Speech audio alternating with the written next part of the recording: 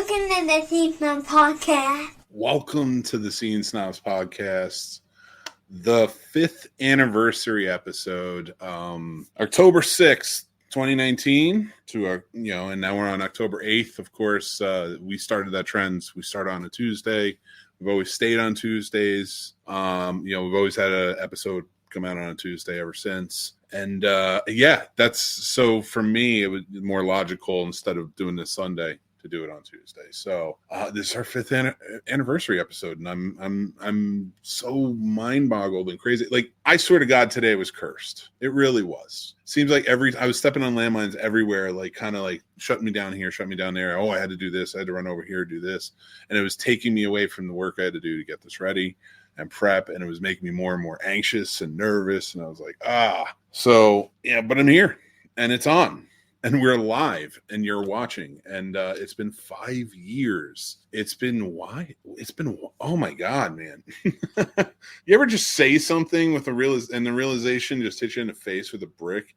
Not that I did this for 5 years. I've been on other shows where Mystery Elephant, we were 6 years. I've run the gamut with these before. It's 3 years of Mario Likes Movies. So it's not like the 5 years is, but this is something I built after Mystery Elephant left. We left that and we separated. I wanted to start something on my own and run it how I wanted to, and celebrate movies I wanted to celebrate, and people and geek stuff that I wanted to celebrate. It's been 5 years of doing that, and it's been a crazy ass ride along the way. Super wild. I've had some amazing help along the way. So many to thank, and I want to put out a huge thank you to all of you. And I just appreciate all the help you did in building this. But I really want to take a moment in the first few minutes of this episode to with all this crazy stuff, I was always chasing numbers and wanting to do this or wanting to grow, not for any accolades or fame or anything, because I love this. I just love doing this. I want to make this my thing, what I do. And so I always try to work hard at it and build and build and build. And I've always hoped I've been more entertaining on the shows and kept things going. And you guys keep coming back. Built the Snob Nation community and so many great people that I've connected with over the years that have made this, out of all the craziness and all the insane things we've all been through. And for me personally, just like all the craziness over the last 5 years, that's just been so wild. It's got my head spinning, even thinking about it. The joys, the traumas, everything in between. It's at here. I made it to 5 years. My plan wasn't to do this for only 5 years, but that I would at least make it to, that I could build this to that. And I thought about it, and I thought about the numbers in this, but it's not about that. And I'm so fed up. I hate looking at that stuff. It's about you guys. It's your voices. It's the people who come out here. It's people on the Patreon supporting it. It's the people on the Discord. It's the people in the social media. It's the people in here. It's not any one thing or another. I love doing this show. I love building this channel.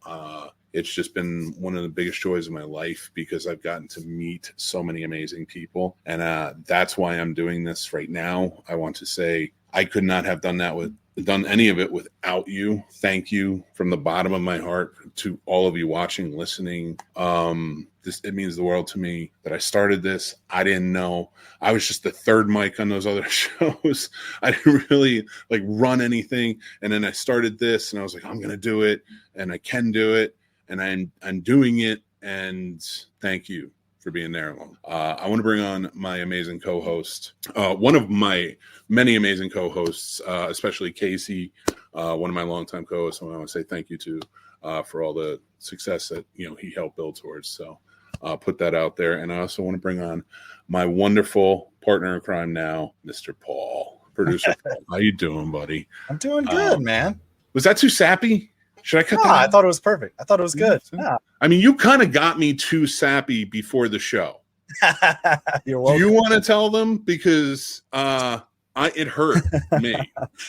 I might have made a joke to Mick, and Mick took it for real and thought I didn't know who Inspector Gadget was. And his ageism kicked in, and he realized fuck, I'm old. Well, you know what else? No, you got to start. First, you got to build a story, man. You got to get a little epilogue going. So, so Paul is like adjusting his watch, right? And he's got it up here, and it's like a peach color or an orange or it's orange. Orange. So it's like orange. So it reminded me. It looked like he was talking into it, and it reminded me. And I realized the entirety is probably muffled that I said that because I had my face covered. But whatever. So you had to. Like, he was wearing it. I'm like, he looked like Penny talking into her watch from Inspector Gadget, and I was like, oh man, that reminds me. And from Inspector Gadget, and he goes, "What's that?" And I'm like, I thought you didn't know who Penny was or that she had a watch. You don't know who Inspector Gadget is? And he let me go on for, I ranted for like what? Maybe like 2 minutes before you were like, I know who he is. Yeah. I know who he is. So that was pretty good. I appreciate you doing that. And we got the live, and we got people in the comments. So I want to bring them on, and just read one of them and made me laugh. Good evening, my beautiful friends. Hope you all are doing well. Brian, thank you. Hope you're doing well, man.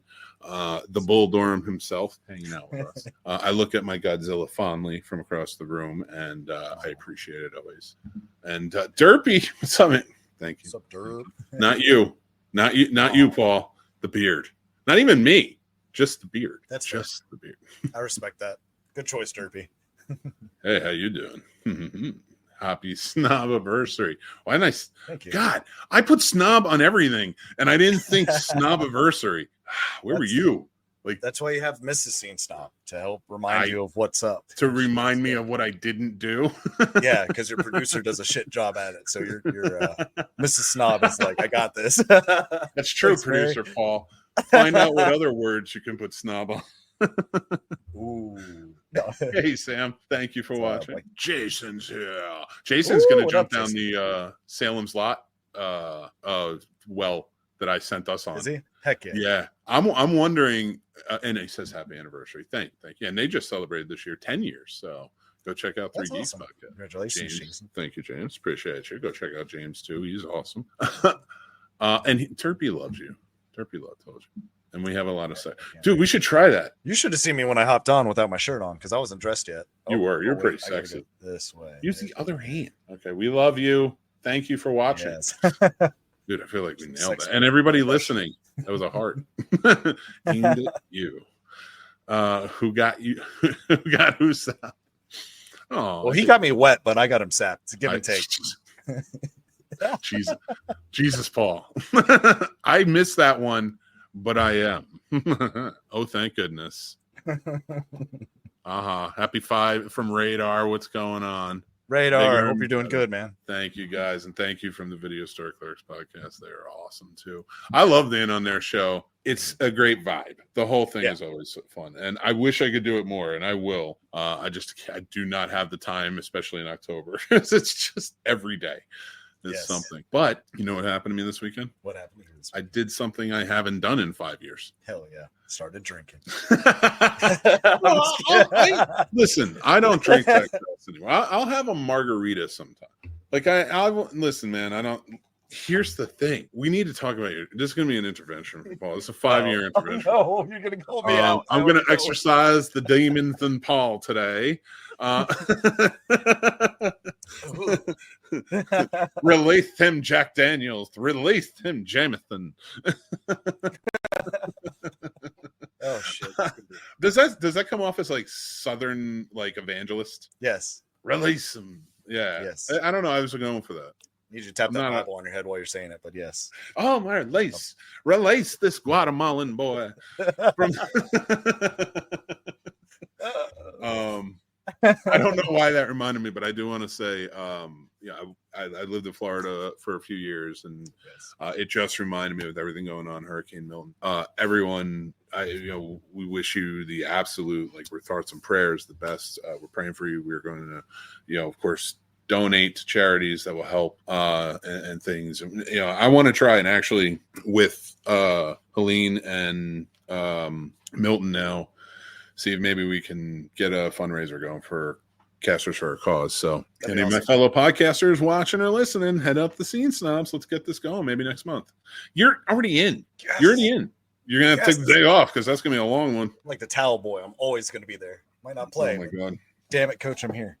So if we ever, and I'm not saying we're going to, if we ever did, Jason's in. Sweet. Thank you. Thank you. Well, I don't want to assume. I don't assume I don't like to assume anyone wants to join in or do the show. Look, I didn't assume anyone wanted to be a part of the 5th anniversary episode, so I didn't ask anybody, and nobody offered.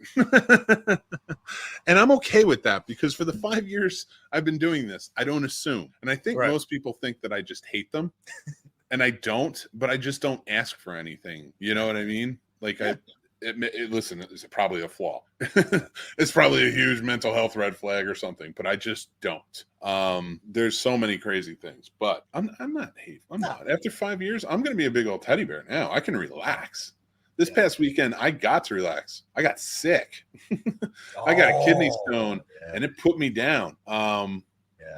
Yeah. So I was just had to relax, dude. I was just in bed. Something for the pet. Even when I had an infected leg, I still did a show. Right. After surgeries, in between surgeries, remember I was supposed to take off. Casey and I think Max from 3 Geeks were going to host that episode, and I still came on. Yeah. Not even, and like I swear to God, not for a controlling way. It was because I always said I want to do this for 5 years. I want to put it through. So I don't know. Now I feel like I'm talking too much about it. Now producer Paul is going to take over episodes when Mick's sick, and it's going to be a shit show. Enjoy. Oh God, what do you mean you're taking over? Oh, when I'm sick. Oh yeah. That's what I meant. You can. I ain't take it over like that. No. Oh, I did the 5 years. I'm not.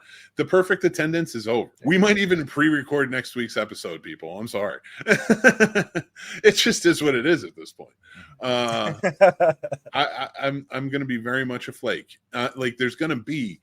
I'm officially taking off the week of Christmas. Like I always do, but I don't. Right. We still record an episode. I still put out episodes for everything. Nope. I'm taking that week off. Sayonara. I love you all. However you're celebrating out there. And you can hang out with me on social media. I might game. I might start gaming. I might find time for gaming. That'd be awesome.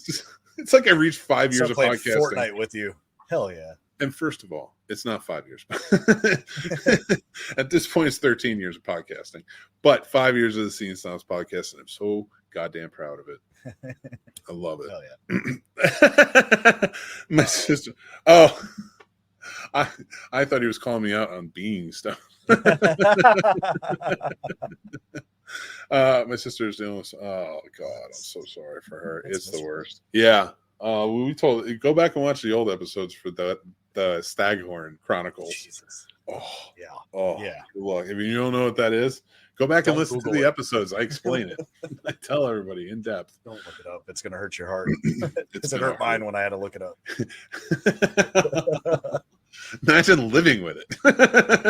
I don't want to. Knock on wood. You met me when I was like dying from it. Like I was going to get the surgery. Like the next month. Oh my God. I remember that was the first year of Carolina Fear Fest too. God, I fucking You still pulled through. You did amazing. I mean, I could tell something was up, but you still did awesome.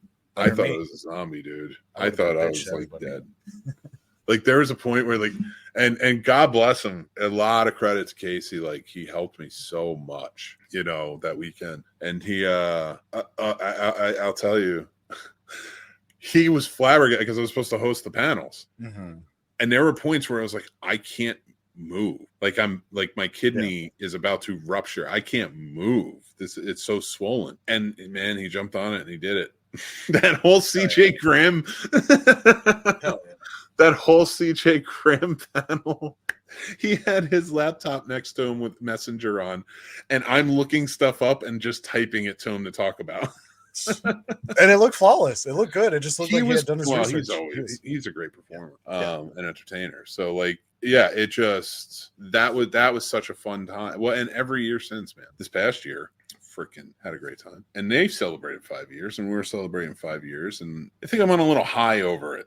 I think we're here now. I was so afraid something was going to happen and this show wasn't going to go off live, that like the internet was going to go out or something. Like I said, like I was coming down to do the show. I'm like, I got a lot of time. My wife's phone was on the table by the door, and she's at soccer practice with my son. So I'm like, now I got to race over to the park. I didn't speed in the park. In the country roads, I did. So, I did a little bit, but they encourage it. So we get to, I get there, Tommy running off to her, come back, and I came back with like 20 minutes to spare. So I still had time to like prep my stuff. God, I was like, I swear to God, the internet's going to go out. I was like, there was something about this episode. I was like, 5 years, and it lines up with 350 episodes. This is jinxed, man. And I said that like months ago when I figured this out. I was like, I'm going to blow up or something. Like spontaneously combust on live. That'd be kind of cool. Please, I don't want that. I'll take it. I'll come back. Then I can haunt you. Then I could be the haunting for the 6th year. I have a question for you. It's a good Halloween question. Ooh, let's hear it. Thinking about this, because I'm thinking that got me thinking about spontaneously combusting.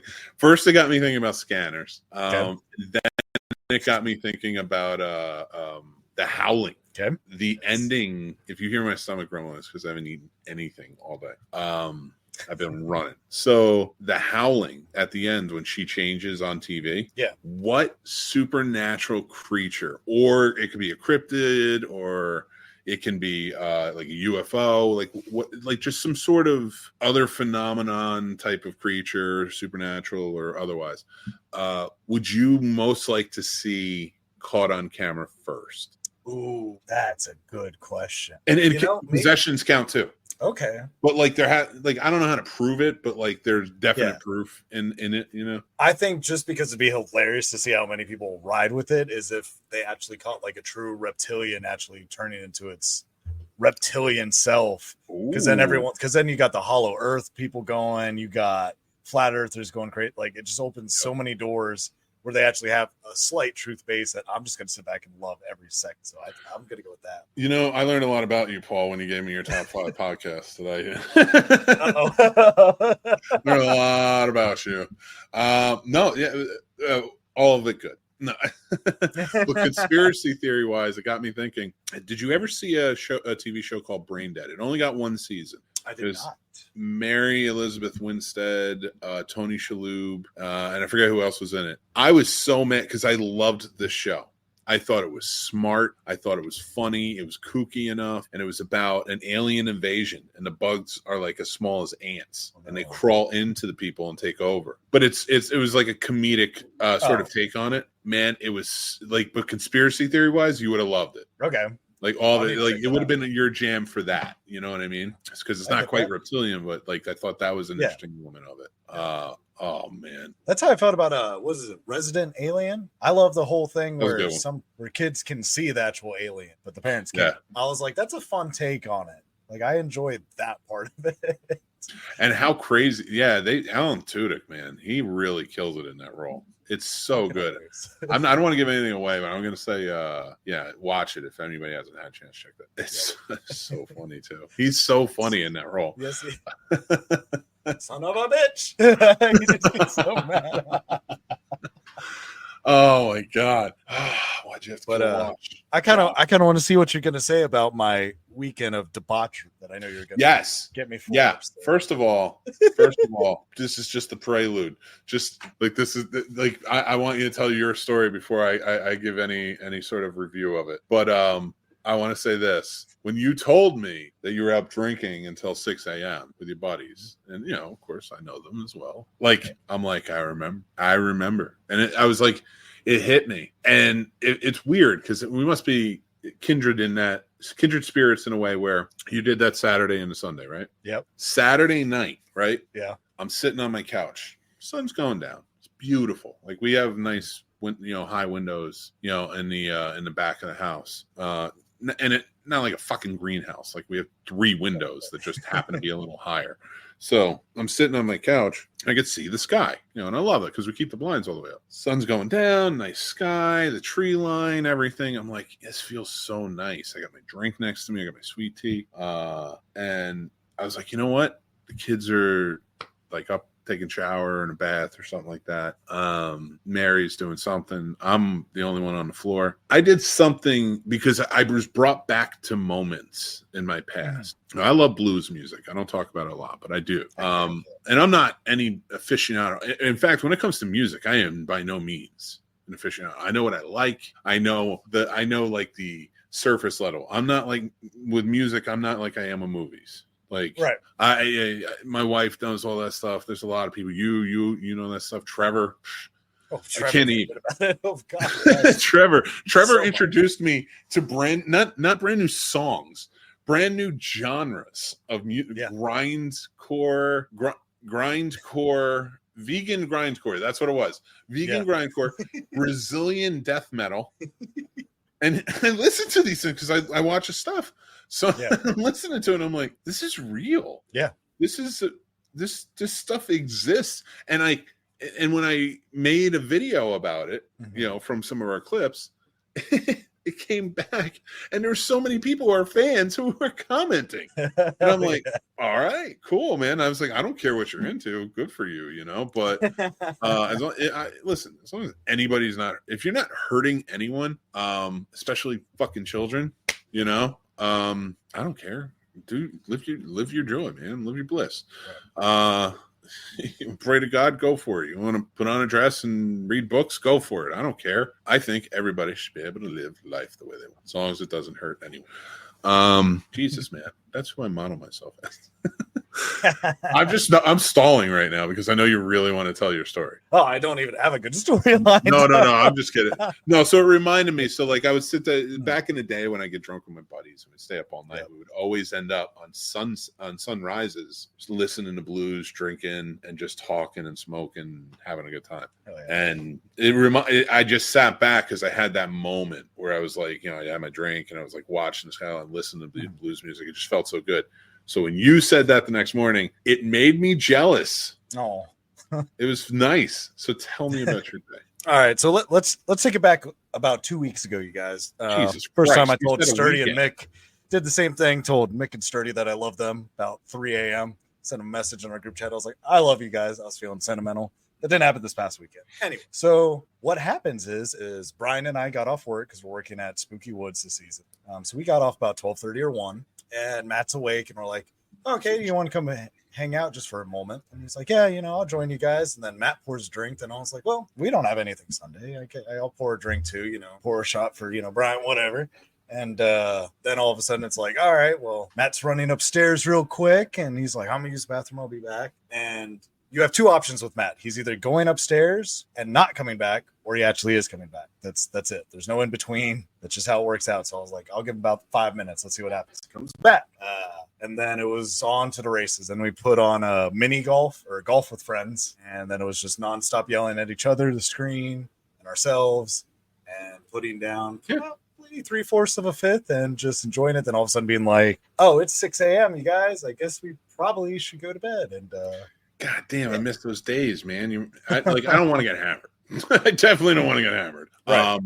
Because there was a lot of those times I had those days and I wasn't you're just having a good time. So it's not about missing that, but I miss those days. Yep. Where you're just, let's do it. Let's party. Let's watch some UFC, place dollar bets, and then get wild enough to try and run up a hill or some shit for money. Now, if anybody's watching is wondering why I switched to one of our designs, that was terrifying. I'm not gonna lie. It was amazing. That was such a Snobtober thing to do. Yeah. You said you wanted proof. You're getting ghosts. I don't want them. I said I'd be the ghost. I don't want it in my house. Mom, if you're watching, I need you to bless the house tomorrow. Thank you. Listen, you're not getting lizard people. You're getting ghosts. They're already there. They're already in the house. Oh my God, is that Gray's? So the reason I put the design up is because we were talking about drunk dialing, and that's my phrase right there. When I'm drunk, people are getting what's the strongest ship in the fleet. Friendship. And if you can't answer it, then you're not one of them. Damn, I know I should have texted you guys something. That's what I'll do next time because it inevitably will happen. That's what it comes down to. That's where it's come from. Like most people just, I'll get texts. Like my buddy, I have to reach out to Joe, but like sometimes Joe will do that. What's the strongest ship in the fleet? Dude, let me ask you this: what is one of your most favorite? It could be any time. It doesn't even have to be one that exists anymore. But what is one of your most favorite inside jokes with a friend? Can it be kind of like a stolen type? Well, I won't even say it's an inside joke. You don't even have to tell me it's stolen. I might not know. Oh, okay. So I had a group of friends and we were obsessed with The Girl Next Door when that movie came out. And it was like a group of 4 of us, but we still called ourselves 3 legs of the tripod. And so we had a friend named Matt, just like we do now. So we'd always yell, fucker for me, Matt. And I still do that to my Matt all the time, probably too much because, he gets embarrassed real quick. And I love yelling that in front of people. And they're like, what is happening? Come on. Leave that guy alone. No. That poor man. Leave him alone. He's got it. He's stronger than he knows. That's why he is. He doesn't need that. Don't do it when ladies are around. It piques their intent. Like, they're like, ooh. Is it me? Maybe. No. See, here's the thing. Here's what you're not getting. Like, you challenge me a bit because I know you want me to like go get hammered with you guys and hang out. You, sir, are on. I see what path you're on. It's very similar to my brothers, and it's even so funny because he even drinks the Monsters the same way. So, shit. So like, I just see it now. Like, surprise. 42, drinking. Oh God, drinking at 42. Like, I wouldn't be doing the same shit you're doing now. Enjoy it. Yeah. Because when you get to 42, it will be different. It'll be fun. It'll still be something, but it just won't be that. It won't be 6 a.m. Yeah. I guarantee if it is, you won't be alive the next day for anything worth a shit. So don't plan. Yeah, I was tired of shit. I drank like 2 C4s and a Monster just feel human. Yeah, it's started started around your age too. Who knows what the circus at like 22, 23? Man, I could drink a whole 5th. Bullshit. Next morning, smiling. Good to go. Get the fuck out. That was your 20s, dude. Yeah. That's not the same. You're proving my point. Yeah, no, that's what I'm saying. I agree. I completely believe you because I always pay for it. I'm like, I'm fine. Oh, so do like, whatever, get drunk, but like, do what Dan and Tim do. Like, start savoring it. so it's like you're enjoying it. It's like, I really like this whiskey. It has a musky scent or some shit like that. Something like everyone pretends is real. I can do that. I'm sorry, Tim. I'm just messing with you. Except I'm cheap, so it's always screwball and it just tastes like peanut butter. And I'm like, fuck yeah. But pretend. Okay. Get a mimosa one day. Okay. Just be like, I'll have a mimosa. I won't even know if it tastes bad or good. It's like this comes from the Florida orange groves of Southern beauty area, Central America. Orange Grove. I don't know. My mom made this back in Honduras. I know it. Oh my god. Oh my god. There's flowers. They smell good.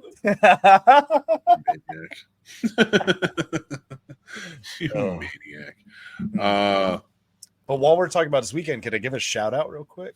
Of course. All right, so in line, as you imagine, and anyone that's been to a haunt, there's a line. Well, one of the groups that was first come through was a haunt from Roanoke, Virginia. And those gentlemen were amazing. I loved talking to them for about an hour and a half. They run a place called Orchard Hill Haunt. It's in Roanoke, Virginia. This man runs it out of his own house. He's in between 2 cul-de-sacs, and he has, I don't want to misquote him, but I think he said he's got 16 rooms he's made himself. And all the proceeds, if there are any donations, go to the Specca, the dog one, the animal one. The ASPCA? Yes, that one. It's amazing. He was showing me pictures. They were just great guys. So, if you're anywhere near Roanoke, Virginia, suggest checking them out. He says it's free. It's all donations. It's to a good cause. Nice. I would highly recommend it. They do their research. They're very humble about themselves. I couldn't get enough of them. Like, I was kind of sad after talking to them for an hour and a half that they were like, all right, because it's their time to go through. And I was like, fuck, no, I don't get to talk to anyone the rest of the night. But yes, that's cool. If you guys are near there, check them out. See, you're getting there. Maybe it won't be whiskeys. Maybe it'll be just like pale ales, IPAs. It's just whiskey or moonshine. I could do moonshine though. Ooh. Oh my god, I can't wait till you start wearing collared like plaid shirts and like cargo pants with your man. I'm wearing cargo shorts. Oh my god. First of all, Remind me of Mandels when we talk about the first Salem's Lot. Okay. I have a lot to talk about that. Just that one area. Well, I don't wear Mandel. I can't stand those things. I have Crocs. I like flip-flops, but they're terrible for my knees. Crocs as well. So I try to wear sneakers more than anything. But I often wear Crocs. Begrudgingly. I didn't want them. I have size 18 foot. Croc isn't for me. They're not making a moldable Croc for my foot. You know what they're making? The extra materials. That's what they're making for my size 18 foot. Yeah, 18 people. 18. I was size 14 in 8th grade. That's almost 3 times the size of my foot, Nick. That's incredible. That's insane. I'm a dinosaur compared to you. Oh, that hurts my heart. I remember when I was on the ERT team, they had to special order my boots, and What's they were ERT? What's ERT? Emergency response. Oh, so, they had to order my boots, a special order them, and god damn, like even when I left, they were just like, you might as well keep them. Yeah. Who's coming through with them? So I was like, cool. So I used them as snow boots for a long time. Could have had some clown come in to teach the kids something. Just put on your shoes real quick. Listen, I will tell you this. I kept. No, I'm not doing. I was no clown. I was no clown, sir. You would be an awesome haunt actor. Now that I'm thinking about with your height and size, you would be terrifying. I mean, I could be. Yeah, you give me a role, I'll do it. I mean, I'm not a great actor, and that's wrong. I don't know that. I don't know. But I don't know if I believe that. I've definitely acted, but I'm not a great actor at all. That's the end of that. Let's move on. Okay. No, okay. I'm just kidding. No, I did. I used to act. I wanted to be in the business, like when I was young, writing and directing. That's what it was. And then I went to film school. I'm not saying you have to go to film school to find this out by any means. I don't even fully endorse that. I think that's a case by case basis. But for me, like going there, I was able to see some things laid out where I knew those positions existed, but I didn't realize how infatuated I was with those positions over just writing. Like writing's always been number one. I love writing. It's that's number one.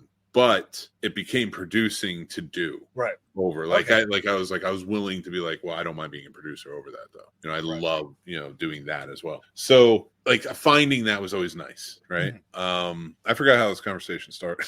Because I was asking if you'd ever be a haunt actor. Oh shit, that's what it was. So it was acting. Yeah.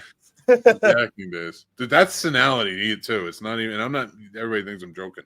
I swear to God, I feel like it is. Losing my mind. So let's go for the next 5 years and see what happens. By 10, hell yeah. Paul will be spoon feeding me. It'll be great. So fuck yeah. Oh my God. I'm gonna misery you just so you don't leave. That way we get to be together all the time. It's gonna be okay. Just don't turn me into Grandpa from Texas Chainsaw Massacre. Okay, how about Grandpa from House of a Thousand Corpses? No problem. Come on. I'll let you wear the Odin costume. Or no, he's wearing Loki. I'm sorry. Listen, Loki. One of them. Let's continue my story, shall we? Yeah, I dabbled in acting for a bit, and not just in my short films, but there's other stuff too. There's plays. I call that my good-looking days. You still look good. No, but I mean, like I was washboard. When I worked for the post office, walking 10 miles a day. Yeah. Oh, I bet. Yeah. Jesus. I can see that. Yeah, man. Special delivery. I see it now. Yeah. Now you look at me and you're like, that don't fucking didn't walk 10 miles a day. Yeah. Dude. Yeah. I look like this now because I've slowed down. all those wonderful adventurous jobs back in the day have made it. So, anyway, yeah. So that's the acting. So I could do the so my long-winded snobbish bullshit answer. Yes, I could do it. You should. I think I'm not good, but I could do it. Terrifying. I swear to God. I'd be like, fuck. I've been talking for 39 minutes. Bullshit. Yeah. And it's all coming from me, baby. It's all coming from me. No, but that was so it was a fun weekend. That's a win weekend in my. Yes. It's great. They're the haunt I'm at, they're beautiful, man. They're very family oriented, they're very loving. Everyone's there super nice. It's a good place to be. It's nice. And what's the name of it again? Spooky Woods. Spooky Woods in North Carolina. Where in North Carolina? Right there. Archdale, North Carolina. Right outside of Greensboro, about 20 minutes from here. Nice. They just celebrated their 30th anniversary on my birthday on September 13th. So September 13th. And ladies, he's a Friday the 13th baby, so he'll murder you. yes. If my wife doesn't first, one of us will. With a hockey mask on. Oh, she won't. It turns into, all of a sudden turns into a really strange love connection video where, where it's just like, hey, he was born on Friday the 13th and you're going to get macheted. No, I want to use my hands. I like feeling it. You know what I mean? Who says that? Who says weird shit like that? I don't know. Who man. jumps in on that? No, I want Child to of adoption. Just saying. Like, something about that. Besides the pugilists and pottery people, serial killers, Paul. Serial killers say that. We've talked about this numerous times. There are problems there. I am one white horse away from being on Harry. TV. I'm not your Harry. All right. Don't be a Dexter. Kill no. What's your no Honduran serial killers? No children or elderly people. That's it. That's a You said moral code. That's it. That's my compass. wide range. That's a wide range. That's a small section in between that I can like play with. That's not that much. Just 8 billion people on the planet. Most of them fit between old people and children. Yeah. That's not that much. That wheelhouse. Yeah, but all the credentials to meet. Can I get away with it? Is anyone going to miss you? Are you going to actually fight? Are you just going to lay there and take it and it's going to be boring? Like there's so much. Fine. Just small niche. Oh my God. I've thought this through. I don't know. I almost don't want to say this in case I'm implicated. They're going to pull up this episode in court. I'll be like, fuck yeah. Oh shit. I will totally rat you out. I will Hey, guys. totally 100%. I won't even, I'll tell them things I don't even know. You'll make I'll up just shit. be like, I'm assuming this.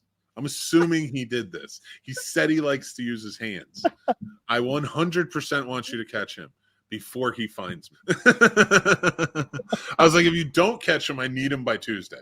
That's fair. You know how cool that'd be? I wouldn't need a background. Just be like prison window. Be some guys like shanking each other in the background. Shut up. Like, I would interview every inmate if they'd be willing. Oh, that would be amazing. I'd be like, Paul, bring him in. Paul, who is this? Like, we're gonna play Love Connection. Paul, this is Elvis. And Elvis thinks you're scrumptious. Yeah.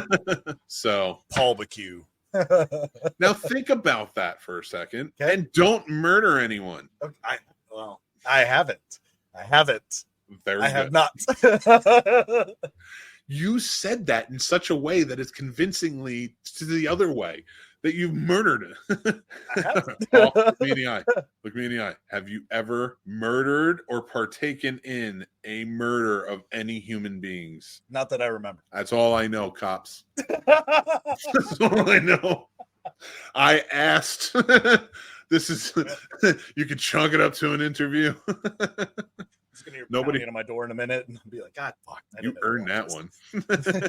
Dude, the moment you said I'd prefer to use my hands. It's I'm just like, an you're not honest a answer. boxer. Nah.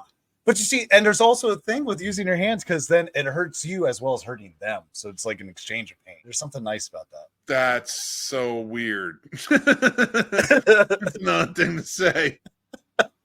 Mick, there's so many sketch things about me, like my address on my license. It happens to not be the one I live at. That way it buys me time. It buys me about 10 extra minutes to get out of town. Just saying. Paul, Yeah. I want your Are you a man of your word? Yeah.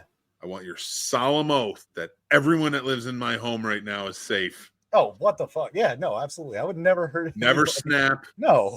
Never come after me. No. Now, I want a second solemn oath. Don't murder anyone.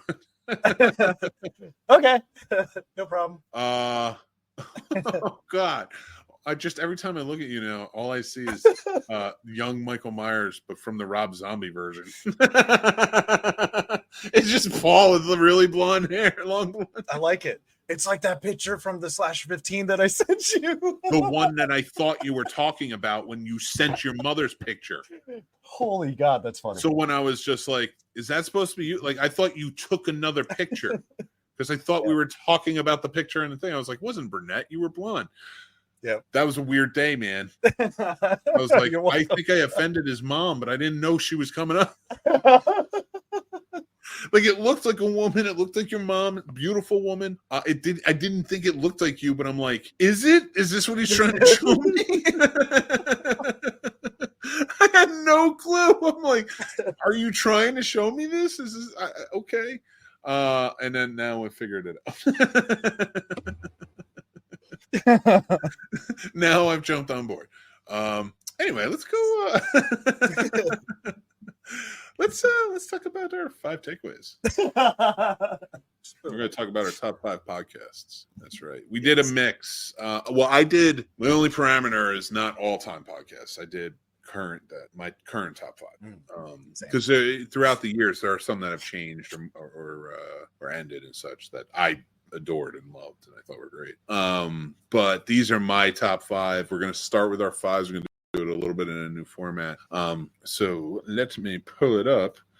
Now, Paul, what was your number 5 again? That's my right. favorite murder. Yeah. I was trying to mess with you. Talk about it, man. What's my favorite murder about?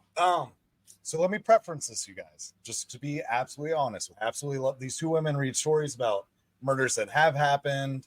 Some people just write in stories of they've come across serial killers or killers in their lifetime. Really? Family has. Yeah. So they read all these letters and stuff, and it's really enlightening, most of it, and it's cool. They bring a lot of attention to Eskimos and a lot of those murders that don't really get talked about out there, or failure of justice for those people, and I think they do a great job. With that preference, I listen to podcasts just like I watch movies to get out of politics. So if it's an election year, they will spend the first 25 minutes of an episode ranting about anything going on, and for me it sucks. So like, yes, they are my number 5 and overall listen to, but like this year, like a couple months ago, I had to kind of stop listening to their newer episodes because it's all blah blah blah blah blah, and I'm listening to y'all to get away from it. I like what you actually do and your stories. Those 2 women are hilarious. So when they do that, it just kind of ruins it for me. So that's why I just want to preference that, you guys, just so you don't listen to like the most recent episode. Then you're like, you said it was about murder. This is about politics. Like, what the hell is this? Like, no, go back. Or if it's okay and you're fine with listening to that, listen to it. I just want y'all to know. There you go. My favorite murder is number 5. My number 5 is Horror with Sir Sturdy. Now, I'm sure some of you are like, well, he's like one of your best friends. I was like, yeah, I know, but it didn't start out that way. I actively sought this dude out. I wanted him to originally be on. I was such a fan of his show, which I found him during the pandemic. He's been going years before. So I watched the show on YouTube, and then I started listening over the year. And the thing I love about Horror with Sir Sturdy, for anybody who doesn't know or hasn't seen him on one of our shows, or me on one of his, he does a show that just explores horror movies in a way that, unlike anywhere else I'm seeing. I'm not saying other people aren't talking about the same movies, but for the most part, it's even I produced a horror show, and it was the same bullshit that everybody else is doing across the board. They're talking about the same shit. You know, like it's whatever like top horror movie you want to talk about at the time. And that's what everybody's focusing on. The thing I love about Horror with Sir Sturdy, and I really want to build this up and sell it, is that if you're a horror fan and you're looking for new things, which I always am. I've seen a lot of movies, so like I'm always looking for new things to watch. And I love recommendations and stuff like that, or stumble upons. Let me tell you, when it comes to Horror Sir Sturdy, he stumble upon. He really does.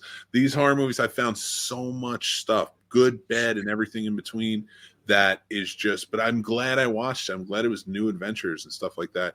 And his podcast is great because it's very laid back. It's very chill. It feels like you're hanging out with friends. So, you know, like the vibe we try to go for here. And I think that's why we all mesh really well. But yeah, I sought this dude out when I found his podcast because I wanted to do a show and I wanted him to be on my show. And that's how we became friends. But like, I was a legit fan. I love this as one of my top 5s. So our number 4 podcast is going to be, well, tell them about yours, sir. So Let's Not Meet is, once again, people write in, and they write in about weird experiences. Sometimes it can be like they almost get assaulted and they get away, or it can be someone racist or a murderer, or, you know, managing to get away if a rape happens or something like that. And then it always, you know, it's the catchline, let's not meet like, I hope we never meet, things like that, instead of like misconnections. It's like mismurders type things or things like that. So it's very dark. And it's kind of crazy just hearing some of these stories, because, I feel like a lot of us have the awareness to stay out of situations. And even when people are following the right steps to ensure things don't happen, they still can happen. And it's crazy just seeing how little twists can just make a good situation a bad one. So I don't know. It's kind of eye-opening to an extent. Paul, your list is suspect as hell, man. Especially with for anybody watching this clip, go back and listen to the whole podcast, because you'll find out why this is suspect as hell. You are a serial killer, sir. in waiting. You're like hibernating serial killer.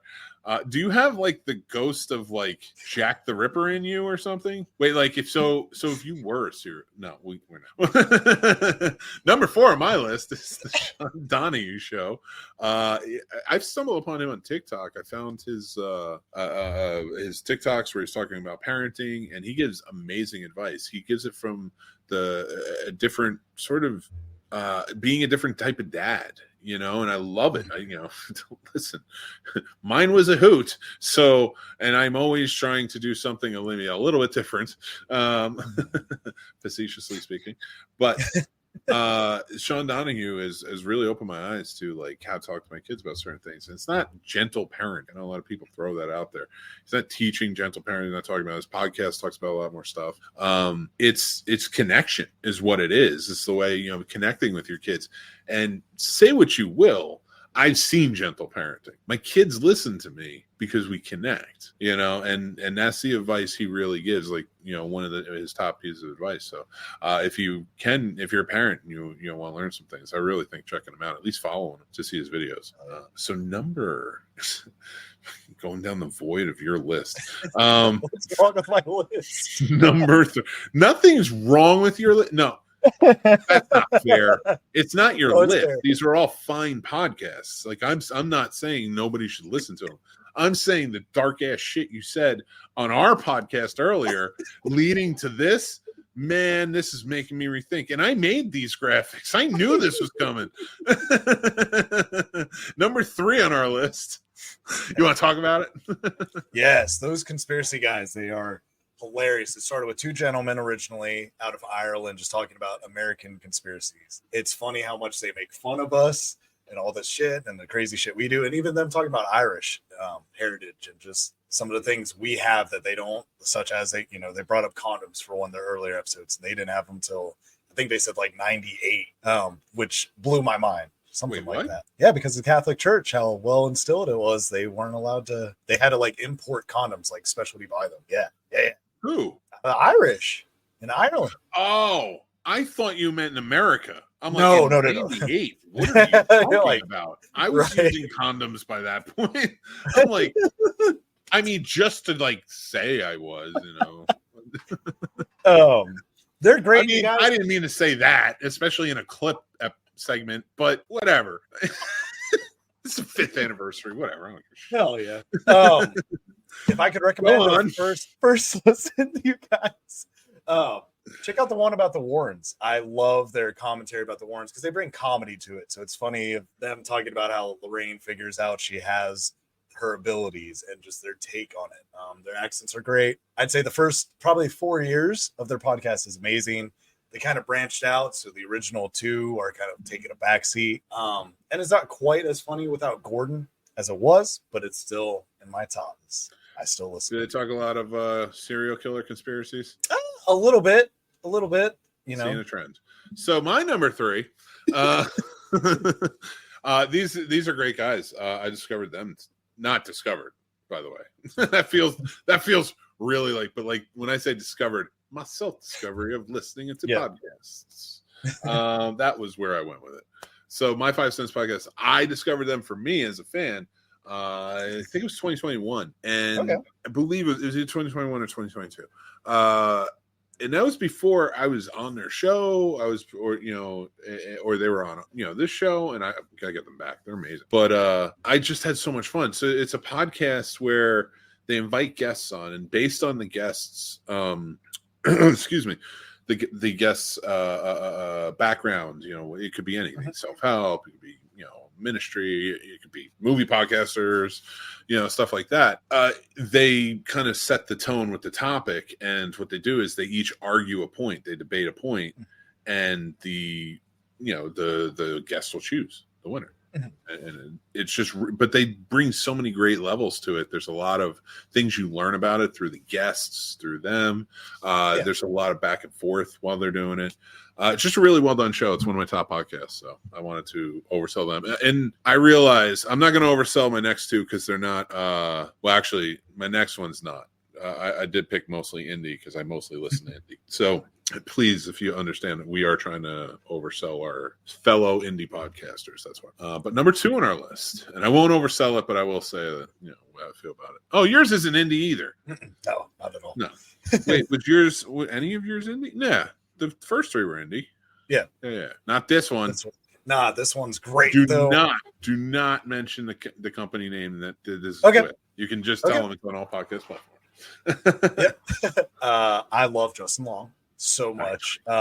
So all I did was I literally just Googled Justin Long. Then I was like, oh, he's got a podcast, and I listened to it. I don't like it just because he has celebrities on it, but I do enjoy that it's just a conversation, and they'll talk about random things in high school or middle school and stuff. It's not. I feel like a lot of times with celebrity interviews or podcasts, you can tell it's almost scripted. They only talk about certain things. They watch kind of more of what they say. They're not talking about how they, peed themselves in a middle school musical in front of everyone when they were 9 years old, blah, blah, blah, and how embarrassing it was and this and that or whatnot. I just enjoy it because I do like his voice.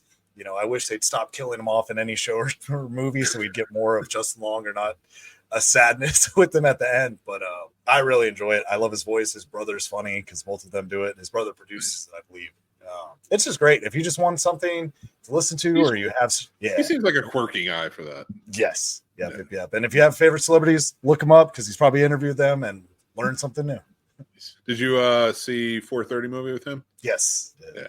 We'll probably review that one, so keep watching that. But my choice for number 2 is The Plot Thickens. It's the official podcast of Turner Classic Movies, hosted by Ben Mankiewicz. I love this podcast. It's like, I'm a movie guy, so I love that. I love watching Turner Classic Movies, just learning about it. That, Joe Bob, like so many of the horror hosts, really, because that's really who's doing it. Siskel and Ebert, all those guys, man, back in the day. That was my IMDb besides books and magazines. Like any type of information I can get on about movies, like I want it. So, and that's how you got all that information. And I love Turner Classic Movies for that. Like between every movie, you're getting all this wealth of knowledge. It was always a great time. So that's why I love this podcast, because it's like I don't have to watch a movie now to get to the next bout of information. I just have the podcast. And the beautiful thing about this is each season covers a different sort of celebrity or industry profession. So one season was Lucille Ball, another season was Pam Grier, which was amazing because you hear a lot of these seasons and it's not their subjects are dead, long dead, because it's classic. But Pam Grier is alive, and he got to interview her and talk to her and learn from her about a lot of things. So it was very cool to have that aspect of it too. But the newest season covers one of my favorite film directors of all time, if not my favorite, John Ford. And if you're interested in his movies or learning more about him, I definitely think checking out The Plot Thickens. And number 1 on our list.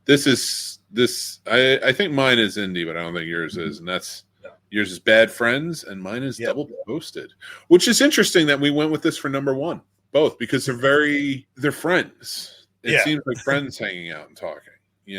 Different type of subjects, but that's sort of what they go with. But why don't you explain Bad Friends for everybody? So I love them just because they're always in a good mood. They get me in a good mood. They're great for car rides or just while I'm cleaning or whatnot. They remind me of my friend group because we're not going to mention who's who. You can figure out the roles on your own, you guys. But one of us can sometimes be a hothead. One of us is over dramatic, and we go back and forth all the time. So it just reminds me of just hanging out with the friends because it's all out of love. But they go in deep on each other and other people. And it's typical Saturday night with the boys, which is awesome. Andrew Santino's, they're both funny on it, and they're both very good together. But yeah, Andrew Santino cracks me up though. He's a trip, man. He's a ginger Matt Branch, I swear to God. I believe it. Well, sounds like I'm going to be losing you to another podcast soon. So it's going to be Good Friends. Go look for them. But my number one is Double Toasted. If you don't know them, they were Corey, Martin, the whole crew is there. They have channel of shows, similar to like what we do. Them on a much different level. Like I look up to these guys. Like I really respect their reviews for movies and their takes on things. They had a great style of comedy. I was drawn to them because it's like what I do, and that's what I like to do. Very different, of course, because everybody has different ideas, but it was like the style and the vibe, like it felt really good to watch or listen to these guys because it just feels like everybody's welcome. And that's like kind of what we go for here, even though it's the 5th anniversary and no one showed up. I told you I was going to bust balls on that. But that's the Double Toasted, man. If you haven't had a chance to check them out, they have a slew of shows, but they do have the Double Toasted podcast. You can go check them out. But I really do enjoy all their stuff, really. But that's our list, everyone. That's our top 5 podcasts for our takeaways this week. And you know what? Let's we're kind of running a little long, so we're gonna get started on our reviews. Thank you for watching. If you're watching the clip, go check out the full show. We're gonna start with Joker. I wanted to kind of cover this Joker Folie. Paul, have you seen the first one? The first Joker? Yeah. I assume you did because you basically wanted to live it in the early part of this podcast. I assume because that is such an. I'm not saying you're an incel by any means. That's not what I mean when I say this. But like that's such an incel movie. I could see you being generated by it, like wanting to kill people. Like it got the incels all revved up. So you're like, yeah, I'm gonna drive my taxi with my army jacket and my mohawk, take care of business. If you don't understand that reference, I swear to God. Like I haven't seen Taxi Driver. Get the fuck out of here. Damn right. I know you've seen Taxi Driver. We talked about it in the first part of the episode, even though we didn't mention that movie. I was scared to fucking implicate myself anymore. No. All right, let's move on. Let's move on to another psychopath. So Joker Folie follows the Joker movie from a couple of years ago. Listen, the first Joker movie, just give a quick review. I wasn't a huge fan. I knew what they were building towards. I understood it. I got the themes. I was just kind of like, whatever. And it wasn't the purest comic book fan in me or anything. I don't. They made Jack Nicholson a Joker that basically was Joe Chill. Whatever. I can get past it. So. So this wasn't a big problem. I just thought it was not a movie that I really enjoyed. I'm just like I understood the point, right? But I thought, and I think what happened was the response to the movie. I was like, this is becoming, and it was not. That movie spoke to many different groups, not just the incel groups. Because I talked to other groups where they're just like, I identify with that. I'm like, what? And listen, Paul, I know what you're thinking. We all know from the beginning of the podcast what you're thinking. We know where you're going. But it was the idea. It was the idea of who he was becoming. Which is, no, I'm above all this. Like, you serve me. You cater to me. Especially like how he was treating women and how he treated others and stuff. Like, he couldn't be overpowering on these other guys, so he was overpowering on kids. He was, overpowering on women and such. So it's just very. It was a good movie, and I know I'm not using the right words, but whatever. I'm a little stoned. But but this movie, you get into it, and I was like, I didn't love the first movie. So this movie, I'm like, check it out. Whatever. Mm-hmm. I have a theory about this movie, Paul. Okay, let's hear it. And before I talk about this theory, I want to hear what you think about this. So I gave it a good rating for the most part. They lost a lot of points because I don't know why it was pushed so hard to see it in IMAX. But it was pushed hardcore around here at the Regal Theater. Like, you have to see it in IMAX. That had to be a choice from the theater. It had to be, because I couldn't see one scene where I'm like, this probably would have looked better on a better screen. Fucking absolutely not. So you lost some points there. I don't like false advertising. Even though I love musicals and I absolutely love Frank Sinatra, you need to let people know this is about to be an 80% fucking musical, because they weren't prepared. Like Matt was not prepared. He hated this. mainly because he was like, I don't mind a musical, but I would have liked to know it was going to be a damn musical for almost an hour and a half, and it wasn't even good music for him. And I mean, I do agree with that. I don't know why. I assume it had to be because they got Gaga and they were like, all right, let's make it singing. I didn't like her as Harley. I didn't care for her. I still thought the performance Joaquin Phoenix put on, though, was great. I love the filtering they did, the shot angles and everything. So that's why it still got a solid rating from me. But I think unless you're into cinema, not just movies, but into cinema, you're probably not going to like this like a majority of people. But I think if you're into more things than just essentially, you know, what's right before you, you will at least appreciate this movie. No. But yes. I when I watched the first one, I always thought like this is for a certain type of man. This is poking fun at a certain type of man, but also saying that listen and almost kind of like being a cautionary tale, saying like listen, certain type of man. Right. It could be mental health, it could be trauma, it could be this. Like you know, you don't have you can get help for it, but also showing how for so long a corrupt system couldn't get somebody help. Like don't be like, to me it was a cautionary tale in a lot of ways of like don't end up like this guy, right? Because he's in a system that's not working for him. Like if you can make it work for you, you're in a different world now. I took that from that. That was an interpretation I took from that. So when I got to this one, I hated it the first time I watched it. Not because I knew it was going to be a musical. I knew when she signed on what it was and everything like that. Again, I was like, I don't care if they turn it into the Joker. Yes, I heard about the leak of what happened, and I wish I didn't. Not because I thought it was surprising, but because I just didn't care. Like it didn't affect me in that way. And then so I watched the first time, and that rating would have been a 2. And I'm going to put our ratings up here now. We both gave it a 3. Now I gave it an extra point, and here's what I gave it an extra point for: my theory. And if it's ever dispelled, I promise you, I'll stop. But I think that this movie is completely made by Todd Phillips to troll everyone who misinterpreted the first movie. To everyone, like, this isn't a good movie. It's a bland movie. It's kind of boring. I got why they're singing and there's no music behind it and they sound terrible. Even Lady Gaga singing with no fucking mics or anything like still sounds good. Like it wasn't great, but it like still sounds good. You don't have to like her. I'm just saying her. She's got a nice voice. So I do like Gaga. I loved her in Star Is Born. I liked her in this because she was exactly what she needed to be. That smack in the face. Like everything that Arthur goes through in this movie is literally batting down his behavior from the last movie. And then even when they get to a point, and I don't mean to, I'm not going to spoil it, but even when they get to the point where like he builds it back up and the Joker is back and it's full confidence and all this, he gets knocked back down in a very horrifying way. That like again is another thing that's just showing him trying to make this man who thought by being this crazy persona, whatever it is, gave him unlimited power. It was completely stripped of it and completely made to feel and pathetic the whole time until they finally, at the end, there's a twist to it. I'm not going to share it, but he's not even what they say he is what I'll say. And you find that out in a really weird way. So that being said, I gave it an extra point because I really feel like Todd Phillips, in my theory, made this to say F you to the people who misinterpreted the first movie. And we're like, no, this is the way it needs to be, man. He's right. You know, like people pushing us around and taking our rights away and all this. And right. And like, so when they did that, he was like, all right, you want to be pathetic? I'm going to show you what pathetic is. And that's what this movie is. And here's the funny part about all of it. They didn't see it. Yes, a lot of people didn't see it.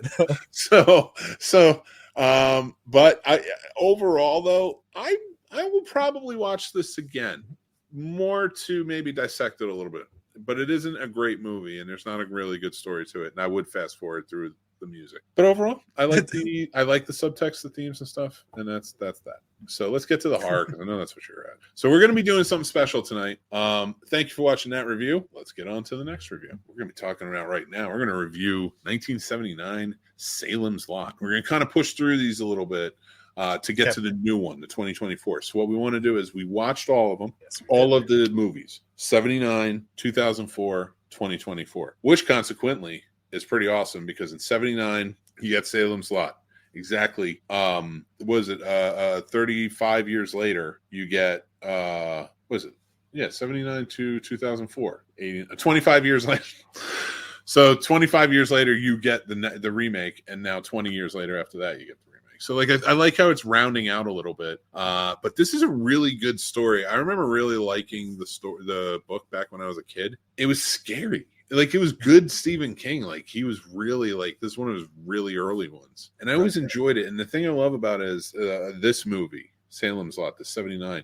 It does such a good job of encapsulating all of the elements Stephen King loves to put in his books, and that's the community. You know, all the inner circle like dealings and things like this, and the rumors and blah blah blah. I love that aspect, and the movies that really like capture that in them. I think do well. So this is one of my favorites. For you, Paul, how do you feel about it? Was this your first time watch? No. Okay. I really love this one. This is probably my favorite out of all of them. That 2024 is almost runner up, but I still think this one holds true because am I allowed to talk about some of the differences? Just yeah. Okay. I just want to make sure. To me, this spoiler one at this point, people.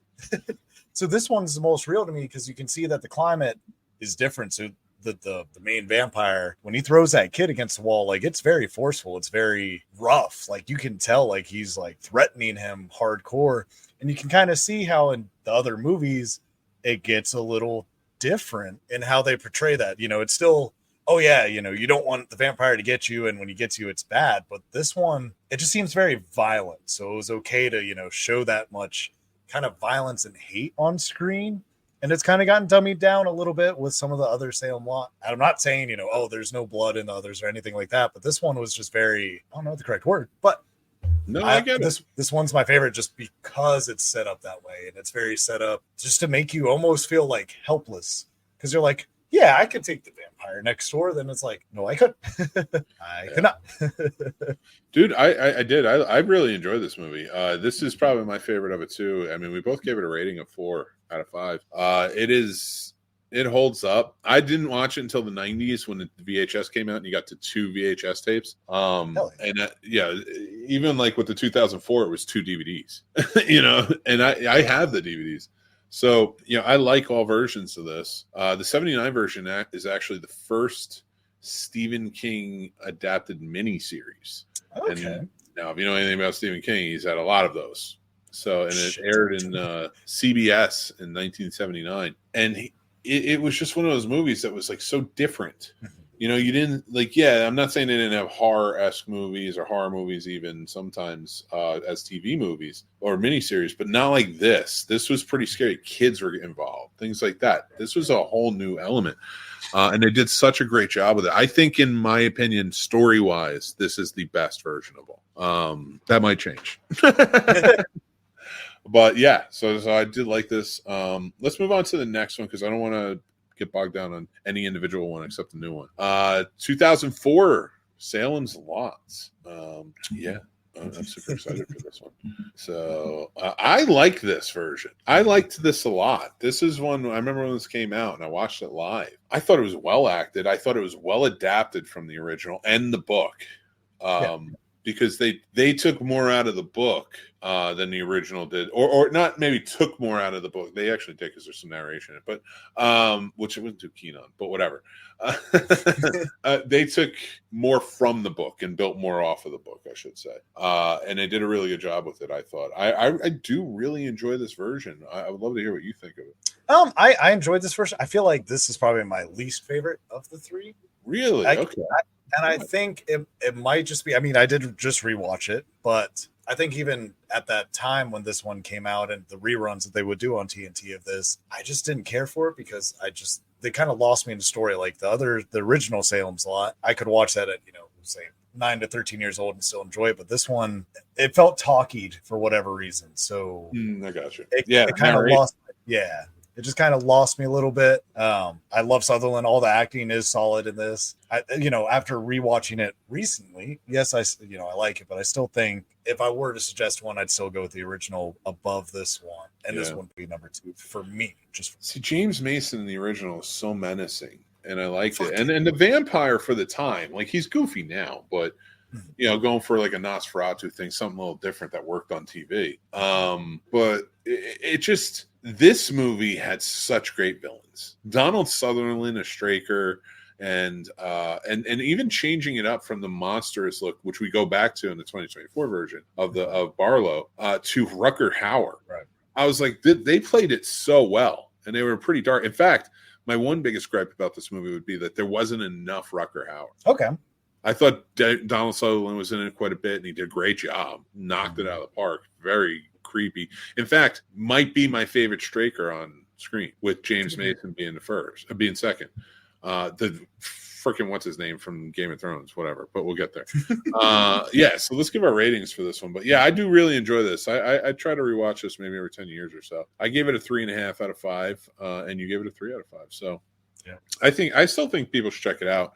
If you're on a kick for Salem's Lot, I think this is a good one to kind of check out as well, because there's a lot of adaptations. So let's thank you for watching this one, and let's check out our next one, and that is Scene Snobs Review Salem's Lot 2024. What'd you think of this one, Paul? Spoilers. I immensely have been enjoying this one. It gives me hope for them doing a Pennywise, because they did it right. They kept it dark. They didn't add too many crazy elements. I always get nervous with any HBO things because, as we all know, whether we want to admit it or not, they really like throwing in sex and adding shit that doesn't necessarily belong into it. So I was sitting there worried that they were going to make some of the scenes over the top sexual or things like that. And I was going to be like, fuck. But I think they did it right. The coloring's right. It kind of reminded me of James Wong's first Conjuring. Like, it kind of has that feel to it and stuff. So I was very glued in the second I turned it on. Action's good. The vampire, it's very believable. And you're like, oh shit, like what's going to happen? I think they did it right. This gave me hope about them kind of redoing a lot of these things. Well, I would tell you, this is my second. I watched it twice now. Let's just say when it first came out, and I watched it for Sunday Scares on Sunday, and I enjoyed it. Mm-hmm. It's my least favorite of these three. Okay. And honestly, if I'm throwing in Return to Salem's Lot or Return to Jerusalem's Lot, it's my fourth, because I love that fucking movie. I love Larry Cohen and I love Michael Moriarty, and I will watch campy 80s vampire movie that tries to be Salem's Lot so bad over anything. I love it. It's so good. So anyway, fourth. It'll be fourth. But I liked it. I liked this movie. Every part that is adapted from either the book, which this seems like it was kind of more adapted from the book than the original movie, but it hit right. And on top of that, so like all of those scenes, like the scenes with in the morgue, with that was a great adaptation. You had to shorten it. You had to shorten your characters that you have. And Alfred Woodard is just great and everything. But I liked Lewis Pullman as Ben Mears in this. Like, I liked everybody in it. My problem was I don't think it was done right. And the reason that it wasn't done right is because you have all of these adaptations. Now, you not just throw in 1979 or 2004, or even like the off sequel that's not really anything like it. You also have Chapelthwaite, which is a TV show, which is a direct. It takes place back in like turn of the century 1900s, 18 to 1900s, but it is a direct adaptation of Salem's Lot. And in my opinion, the absolute best adaptation of Salem's Lot is Midnight Mass. Midnight Mass on Netflix is brilliant. Is brilliant. Like, if you're going to watch anything and try and understand, and it's the craziest part. Now I understand why it's called Crockett's Island in that thing. There's so many Easter eggs for these movies. Not this one, but the other two movies in this, in the Midnight Mass, which, again, if you do like Salem's Lot, and I realize I'm pitching you a TV show over a movie that I'm supposed to be reviewing, but that tells you something. Watch this. Have fun.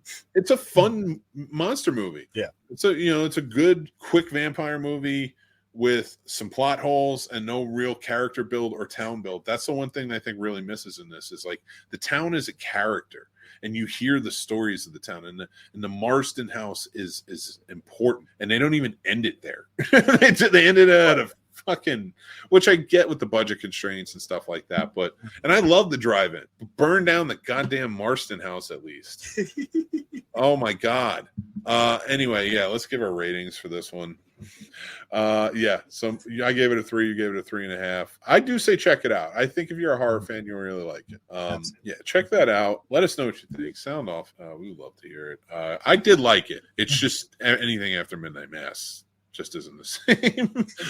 I love that it wasn't a direct rip. It wasn't a direct rip. It wasn't a direct adaptation because it couldn't be. He made up his own shit, and it's somehow the best. Yeah. No wonder he's directing Dark Tower. Dark Tower is going to be better than Stephen King wrote it when the show comes out. I believe so, that about that Mike movie Flanagan. sucked. You can't count the movies. King has nothing to do with it. And they didn't adapt it right. And don't worry, when the show comes out for review, we're not watching the movie. Here's the funny thing. I didn't read the books, and I didn't mind the movie because I didn't understand it. Definitely understand that. Definitely get it now.